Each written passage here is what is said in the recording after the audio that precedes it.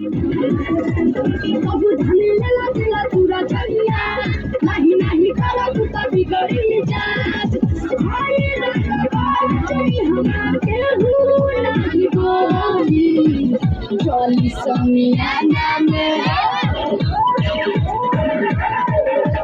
चली समियाना में तुम्हारे चलते बोली चली समियाना में तुम्हारे चलते बोली